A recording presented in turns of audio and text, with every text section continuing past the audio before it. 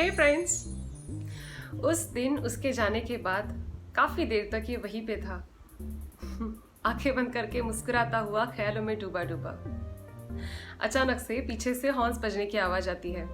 इसकी वजह से काफी सारी गाड़ियां स्टक थी। पीछे मुड़ के देखा और सबको सॉरी बोल के कैसे तो भी वहां से निकला। अचानक से उस दिन सब कुछ खूबसूरत लगने लग गया था। हवा में जैसे गुलाबी रंग फैल गया था। ये हमेशा यूं ही था या किसी चीज का नशा है? खैर जो भी है, बड़ा मजा है। ये प्यार का एहसास जो बिल्कुल पहली दफा हुआ था। कहते हैं ना, प्यार बड़ी खूबसूरत चीज है। अगर आपको हो जाए तो दुनिया बदल जाती है। कुछ लम्हे बदल जाते हैं, शायद कहीं पे ठहर जाते हैं। हवा चलती है, आपको छूती है, लेकिन उसका नशा बेहद अलग होता है। बस ये सब कुछ उसके साथ हो रहा था। पर इस रिश्ते में जो खुद ही समझ के बैठा था, जो खुद ही फील कर रहा था, उसमें ना उसको कोई पाने की जिद थी, ना खोने का डर था। उसका दिल कह रहा था बस यूं ही प्यार किए जा। पता नहीं फिर मुलाकात होगी भी या नहीं। खैर जो भी हो, कोई शिकायत नहीं। ये बस मन में बात करके वो वहां से निकल गया। फिर काफी दिन गुजर जाते हैं। काफी बार वो वहां से जाता है, लेकिन उसको वहां पे दिखती नहीं है। खोज तो थी, लेकिन कभी दिखी नहीं। कोई फर्क नहीं पड़ता। और अचानक से उसी दिन की तरह एक दिन मंगलवार को देखता है तो पेड़ के नीचे वो वही तरह, उसी मासूमियत से, वही खूबसूरती से वहां पे खड़ी थी। उसी दिन की तरह वो नजाकत के साथ वहां पे लग रही थी। सोच रहा था कि आज हिम्मत जुटा लूं और जाके बात कर लूं, पर पूरी तरह से संभला भी तो नहीं हूं। क्या करूं क्या करूं? तब तक सुनता हूं तो क्या, हे हाँ, ये उसकी आवाज थी। वो आके मुझसे बात करना चाह रही थी। मैंने पीछे मुड़ के देखा तो सच में वो थी। लम्हा वही थम गया था, लेकिन मैं होश में आ गया था, पूरी तरह से होश में। पूरी तरह से बड़ी आंखें खोल के मैं उसको बोला, yes yes please tell me. मैं जब तक उससे बात करता हूँ वो उसका नाम बता रही थी। उसने अपने आप को इंट्रोड्यूस किया कुछ इस तरह, हे आई एम नीति। मैं एक्चुअली उस दिन आपसे बात करना चाहती थी, लेकिन मैं बहुत जल्दी में थी। But I was really impressed with your work.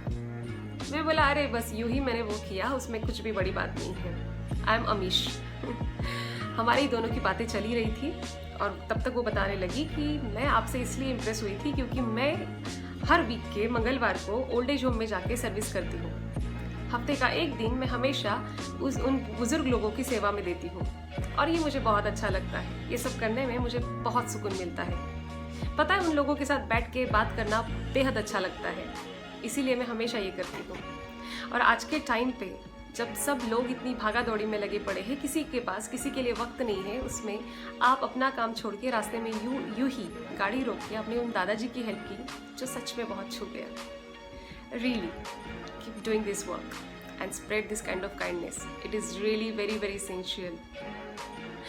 अरे आपके बारे में जानना चाहूँगी, क्या करते हैं आप? मैं बोलता हूँ, I am a MBA final year student. और मैं उस दिन कॉलेज जा रहा था, अभी भी बस वही चल रहा है। और if you don't mind, can I join you? Can I join you to work voluntarily for this old age home way you go? I would also like to join you. Please please allow me. She said, नहीं, अरे ये तो मैं भी खुद ही से जाके करती हूँ, इसमें मेरा कोई भी वहाँ पे रोल नहीं है। मैं बस यूं ही जाती हूँ और कोई भी जा सकता है। If you really want to come, you can. तो तय है फिर, हर मंगलवार को इसी तरह अपन जाया करेंगे, वहाँ पे जाके मिला करेंगे, सर्विस देंगे, चलेगा? इस तरह से उनका कॉन्वर्सेशन हुआ दोनों का, बातें हुई। फिर वो वहाँ से निकल गई बाय बोल के। ये भी घर पे चला गया। बेहद सुकून मिल रहा था। इस लम्हे को फिर से कैद किया था। और जैसे कि मैंने पहले बोला कि उनमें उसने जिस तरह से सोच के रखा था, इस रिश्ते में मुझे ना ही पाने की जिद है, ना ही खोने का डर। तो बस ये सोच में वो लगा था, ना ही उसको पाना था, ना ही उसको खोना था। इसीलिए उसने उस तरह उससे दोस्ती की।